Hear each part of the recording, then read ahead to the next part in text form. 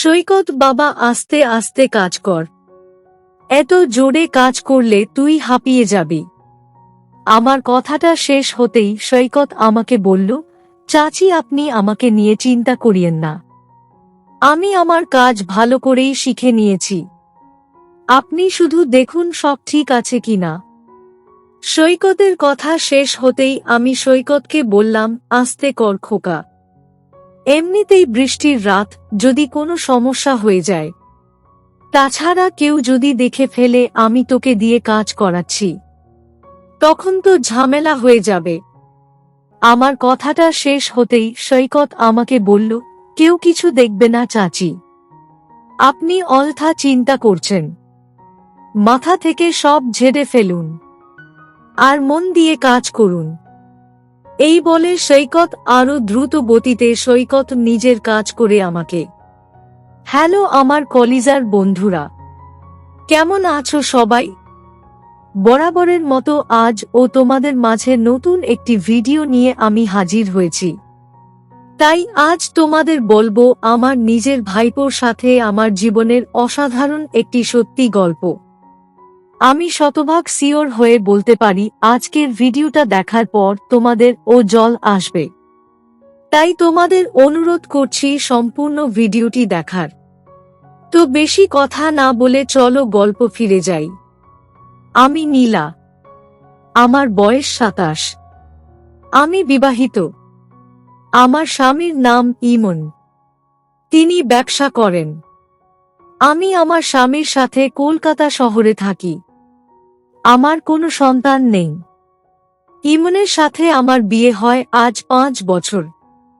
আমরা অনেক চেষ্টা করেছি, অনেক ডক্টর দেখিয়েছি, কোনো কিছুতেই কিছু হচ্ছে না। ডক্টর বলেছেন আমার স্বামীর সমস্যা আছে, ওনাকে চিকিৎসা করাতে। কিন্তু ইমন এই বিষয়টা মানতে নারাজ। সে নিজেকে সম্পূর্ণ দাবি করে আর সব দোষ আমার ওপর চাপিয়ে দেয়। আমি আর কি করব? গরিব ঘরের মেয়ে আমি, চাইলেও এই সংসার ত্যাগ করতে পারবো না। তাই নির্বে মুখ বুজে সবটা মেনে নিয়েছি। প্রতিটা নারী মাতৃত্বের স্বাদ নিতে চায়, সব নারী চায় তাকে কেউ মা বলে ডাকুক, কিন্তু আমার হয়তো সেই ডাক শোনা ভাগ্যে নেই। আমার প্রায় সময় মন খারাপ থাকত।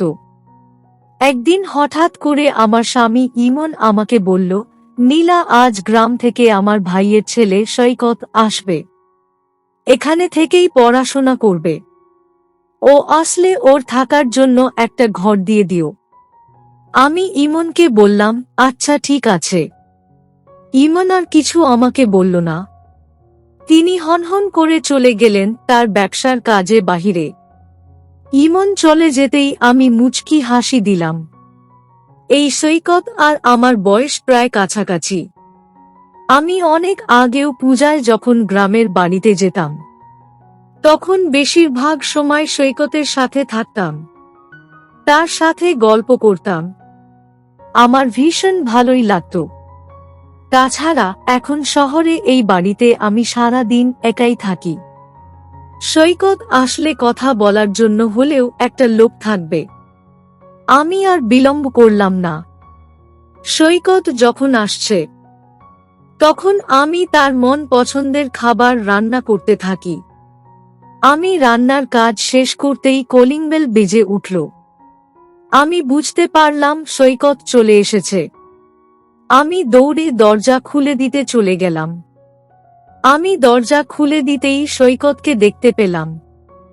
আমি সৈকতকে দেখে পুরো অবাক হয়ে গেলাম।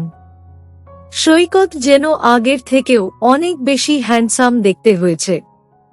আমি সৈকতকে দেখে মুচকি হাসি দিয়ে বললাম, কেমন আছিস সৈকত বাবা? সৈকত ও আমার দিকে তাকিয়ে মুচকি হাসি দিয়ে বলল, জি চাচি ভালো আছি, আপনি কেমন আছেন? আমি সৈকতের প্রশ্ন উত্তরে কিছু বললাম না। খানিক থমকে গিয়ে একটা দীর্ঘশ্বাস ফেলে সৈকতকে বললাম, আয় বাবা, ভিতরে আয়। সৈকত আমার কথা মতো বাড়ির ভিতরে প্রবেশ করল। আমার দিকে সৈকত খানিক অদ্ভুত দৃষ্টিতে তাকালো। সৈকত হয়তো আঁচ করতে পারছে আমার মনের ভিতর হয়তো কোনো ব্যথা আছে। তাই তো সৈকত আর কোনো প্রশ্ন আমাকে করল না। আমি সৈকতকে তার ঘর দেখিয়ে দিয়ে ফ্রেশ হয়ে নিতে বললাম, আর আমি আবার কিচেনে চলে এসে রান্না করায় মন দিলাম। সৈকত ঘণ্টা খানেক সময়ের মধ্যে ফ্রেশ হয়ে রেস্ট নিয়ে ঘরের বাহিরে আসলো। কিচেনে এসে আমাকে রান্না করতে দেখে সৈকত আমাকে জিজ্ঞেস করল, চাচি চাচা কি চলে গেছেন?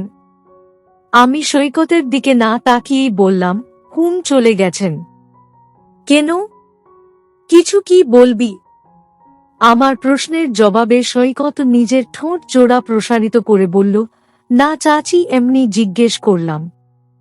আমি সৈকতকে খানিক ভারী কণ্ঠে বললাম, আর কখনো তোর চাচার কথা আমাকে জিজ্ঞেস করবি না। আমার ভালো লাগে না তার বিষয়ে কথা বলতে। সৈকত আমার কথা শুনে এবার ও থমকে গেল। সৈকতের মুখখানা দেখে আমি বেশ বুঝতে পারছি যে সে একটু অবাক হয়েছে আমার বলা কথাগুলো শুনে। তবে আমি কি করব? আমি যেটা সত্যি সেটাই তাকে বলছি। সৈকত আমার পাশে মিনিট খানেক দাঁড়িয়ে থাকার পর আমাকে শান্ত গলায় বলল, চাচি আপনাকে একটা কথা জিজ্ঞেস করব। কিছু মনে করবেন না তো? আমি জানি সৈকত আমাকে অনেক সম্মান ও শ্রদ্ধা করে। তাই আমি আর তেমন কিছু চিন্তা না করে তাকে বললাম, বল কি কথা? সৈকত আমাকে বলল, চাচি আমি দেখছি আপনার মন খারাপ। আসলে কেন আপনার মন খারাপ সেটা আমি বুঝতে পারছি না। আমি আপনাদের বাড়ি এসেছি, এতে কি আপনি আমার উপর রাগ করছেন? মানে আপনি যদি রাগ করে থাকেন তবে আমাকে বলুন চাচি, আমি চলে যাব। আমি কখনো চাই না আমার জন্য আপনার সাথে চাচার ঝগড়া হোক বা আপনার মন খারাপ থাকুক। আমি সৈকতের কথা শুনে সৈকতকে একটা ধমক দিয়ে বললাম, পাগল হয়ে গেছিস তুই? কি সব চিন্তা করছিস? শোন, তুই আমার ছেলে, আর তুই এসেছিস বলে আমি মোটেও রাগ করিনি, বরং খুশি হয়েছি। কারণ আমি একা থাকি সব সময়। তোর চাচা আমার সাথে কথা অবধি বলে না। আমি একটা মানুষ, আমার ও ইচ্ছে হয় কথা বলতে, নিজের মনের কথা কাউকে বলতে। তুই এসেছিস, এতে আমি খুশি হয়েছি। তোকে নিয়ে আমার কোনো সমস্যা নেই। আমার কথাটা শেষ হতেই সৈকত আমাকে বলল, চাচি আমি জানি না আপনি কি নিয়ে মন খারাপ করে আছেন, তবে এটুকু আমি সিওর হয়ে বলতে পারি আমি আপনার মন ভালো করতে চেষ্টা করব। আমি সৈকতের কথা শুনে তাচ্ছিল্যকর হেসে বললাম, আমার মন ভালো করাটা এত সহজ না সৈকত। আমার মন কেউ ভালো করতে পারবে না। সৈকত আমাকে বলল, কেন পারবে না চাচি? আপনি দেখবেন আমি আপনার সব মন খারাপ ভালো করে দিব। আমি সৈকতের কথা শুনে আর কিছু বললাম না, মুচকি একটা হাসি দিলাম। আমি জানি আমার মন খারাপের কথা শুনলে সৈকতের ও মন খারাপ হয়ে যাবে। তাই আমি নিজের মনের কষ্ট নিজের মনের মাঝেই রাখলাম, তাকে কিছুই বুঝতে দিলাম না। আমি মুচকি হাসি দিয়ে রান্না করতে নিতেই সৈকত আমাকে বলল, চাচি আমি কি আপনার সাথে সাহায্য করব? আমি সৈকতকে বললাম, ধুর পাগল ছেলে, আমার তুই কি করে সাহায্য করবি? তাছাড়া তুই কি পারবি না মেয়েদের কাজ করতে? সৈকত হেসে ফেলে বলল, চাচি কাজের ক্ষেত্রে ছেলে ও মেয়ে সমান। আমি রান্নার কাজ জানি, সমস্যা নেই। আর আপনি তো আছেন, যদি ভুল হয় আমাকে একটু শিখিয়ে দিবেন, তাতেই তো হবে। তাছাড়া আমি তো বাড়িতে মায়ের কাজ ও করে দেই।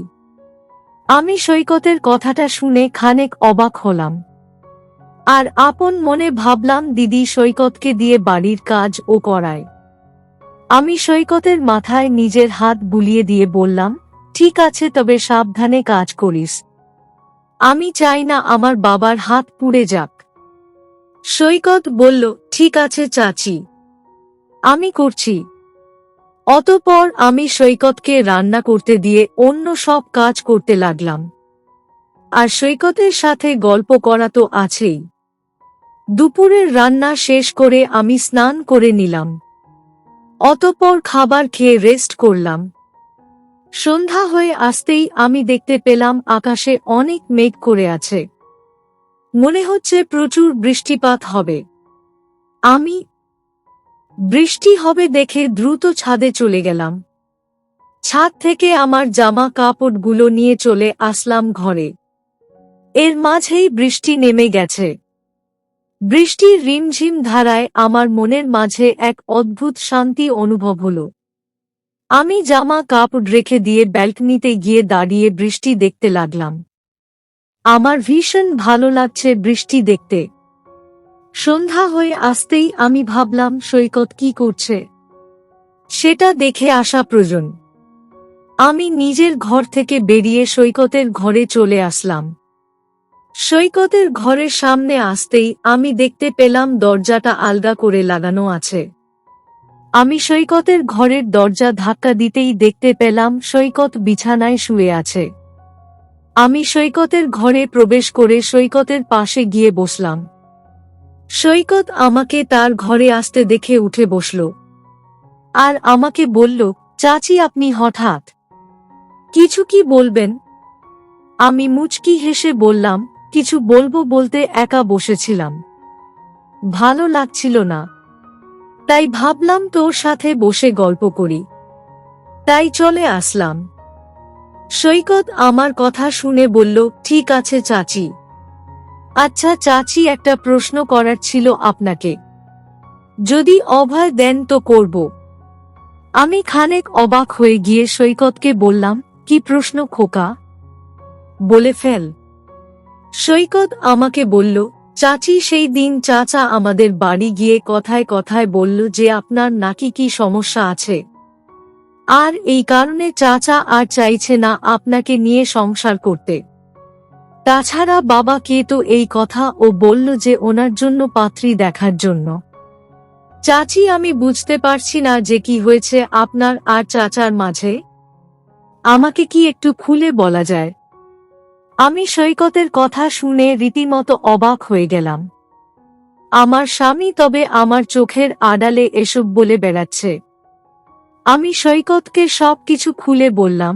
সৈকত আমার কথাগুলো শুনে একদম চুপসে গেল। আমি নিজের চোখের পানি ধরে রাখতে পারিনি। কান্না করে ফেলে আমি সৈকতকে সব বলি। সৈকত আমার কথাগুলো শোনার পর আর আমার চোখের জল দেখার পর আমাকে মলিন কণ্ঠে বলল, চাচি আপনি প্লিজ ভেঙে পড়বেন না। জীবনে অনেক সমস্যা আসে, সেসব সাবধানে মোকাবেলা করতে হয়। আমি নিজে আপনার হয়ে চাচাকে বোঝাবো, তিনি যা করছেন সেটা ভুল। আমি চাচাকে বুঝিয়ে সব ঠিক করে দিব, আপনি চিন্তা করবেন না। আমি সৈকতকে বললাম, তুই কেন আমার হয়ে কথা বলবি খোকা, আমি তো তোর নিজের কেউ না। সৈকত আমার কথাটা শেষ হতেই বলল, আপনি আমার সবকিছু, আপনার চোখের জল আমার সহ্য হয় না। আমি চাচাকে বুঝে ভুল পথ থেকে ফিরিয়ে নিয়ে আসব চাচি, আপনি শুধু আমাকে আশীর্বাদ করুন। সৈকত কথাটা শেষ করতেই আমি মাথাটা নিচু করে ফেললাম। যেই মানুষটিকে আমি বিশ্বাস করলাম সে আমার সাথে এমন করল। সৈকত আমাকে নিশ্চুপ দেখে বলল, চাচি আপনি কিছু ভাবছেন? আমি বললাম, হুম খোকা, তুই কেমন করে তোর চাচাকে বোঝাবি, সে তো কারোর কথা শোনে না। সৈকত বলল, আমার কাছে সেটার জন্য ও প্ল্যান আছে। আপনি কি পারবেন আমার সাথে কাজ করতে? আমি সৈকতের কথা শুনে খানিক চমকে গেলাম আর ভাবলাম সৈকত এসব কি কথা বলছে। সৈকতকে দিয়ে কাজ করাতে তো আমার ও ইচ্ছে আছে, কিন্তু কেউ যদি কখনো জানতে পারে আমি আমার ভাইপোকে দিয়ে কাজ করিয়েছি তবে আমার যে আর রক্ষা থাকবে না। আমি সৈকতকে বললাম, না খোকা, তুই মাথা থেকে এসব ঝেড়ে ফেল। তুই এই বাড়ির অতিথি, অতিথিকে দিয়ে কাজ করানো উচিত না। আমার কথাটা শেষ হতেই সৈকত আমাকে বলল, আমি কারুর কথা শুনতে চাই না। আপনি বলুন, আমি অতিথি হয়ে থাকব নাকি ঘরের ছেলে? ঘরের ছেলে ঘরের কাজ করলে পাপ হয় না। আমি বললাম, তবুও সৈকত। সৈকত আমাকে থামিয়ে দিয়ে বলল, চাচি, আপনি আমাকে না করলে আমি চলে যাব আজকেই এই বাড়ি থেকে, আর কখনো আসব না। এবার আপনি বলুন কি করবেন? আমি সৈকতের কথা শুনে কি বলবো বুঝতে পারছি না। তাছাড়া সৈকত আমাদের ঘরের ছেলে, সে যদি আমার উপকার করতে চায় এতে তো কোনো ক্ষতি নেই। আমি অতঃপর রাজি হয়ে গেলাম আর বললাম, ঠিক আছে খোকা, তুই আজ থেকে কাজ করিস। আমার কথাটা শেষ হতেই সৈকত হেসে ফেলল আর আমাকে নিয়ে আমার ঘরে চলে এসে কাজ করা শুরু করল। ছাদের থেকে নিয়ে আসা ভেজা কাপড়গুলো সরিয়ে সৈকত কাজ করা শুরু করে দিয়েছে। আমিও সৈকতের সাথে কাজ করছি আর কথা বলছি। ঘণ্টা খানেক পর আমি সৈকতকে বললাম, সৈকত বাবা, আস্তে আস্তে কাজ কর। এত জোরে কাজ করলে তুই হাঁপিয়ে যাবি। আমার কথাটা শেষ হতেই সৈকত আমাকে বলল, চাচি, আপনি আমাকে নিয়ে চিন্তা করিয়েন না। আমি আমার কাজ ভালো করেই শিখে নিয়েছি। আপনি শুধু দেখুন সব ঠিক আছে কিনা। সৈকতের কথা শেষ হতেই আমি সৈকতকে বললাম, আস্তে কর খোকা। এমনিতেই বৃষ্টির রাত, যদি কোনো সমস্যা হয়ে যায়। তাছাড়া কেউ যদি দেখে ফেলে আমি তোকে দিয়ে কাজ করাচ্ছি, তখন তো ঝামেলা হয়ে যাবে। আমার কথাটা শেষ হতেই সৈকত আমাকে বলল, কেউ কিছু দেখবে না চাচি। আপনি অযথা চিন্তা করছেন। মাথা থেকে সব ঝেড়ে ফেলুন আর মন দিয়ে কাজ করুন। এই বলে সৈকত আরো দ্রুত গতিতে সৈকত নিজের কাজ করে আমাকে দেখাচ্ছে। সৈকত ভালোই কাজ করতে পারে। এই কাজটা আমি কখনো একা করতে পারতাম না। সত্যি আমি কখনো কল্পনা ও করিনি সৈকত আমার এত উপকার করবে। সত্যি আমি সৈকতের কাছে কৃতজ্ঞ। সৈকত তার চাচার সাথে কথা বলে সব সমস্যা ও সমাধান করে ফেলল। আর বছর খানেকের মাঝেই আমার ঘর আলো করে একটা সন্তান এলো। সত্যি আমার এই সংসার বাঁচাতে সৈকতের গুরুত্বপূর্ণ ভূমিকা ছিল। সৈকত যদি আমাকে সাহায্য না করত তবে হয়তো আমার এই সংসার অনেক আগেই ভেঙে যেত। সৈকত আরো 5 বছর আমাদের এখানে থাকে আর পড়াশোনা শেষ করে ভালো চাকরি নিয়ে চলে যায়। আমি সারা জীবন সৈকতের কথা মনে রাখব। সে আমার কাছে কোনো দিক থেকে আমার নিজের সন্তানের থেকে কম মূল্যবান নয়। তো বন্ধুরা, এই ছিল আমার নিজের ভাইপোর সাথে আমার জীবনের একটি সত্যি ঘটনা। তোমাদের কেমন লাগলো আজকের গল্পটা? অবশ্যই কমেন্টে জানাবেন। প্রিয় বন্ধুরা, আজকের ভিডিওটি এখানেই শেষ করলাম। যদি আমাদের ভিডিওটি আপনাদের ভালো লেগে থাকে তবে একটা লাইক করবেন এবং চ্যানেলটি সাবস্ক্রাইব করবেন। আজকের জন্য আপনাদের কাছে বিদায় নিচ্ছি। দেখা হবে আগামী কাল নতুন একটি ভিডিও নিয়ে। সে পর্যন্ত সবাই ভালো থাকবেন। ধন্যবাদ।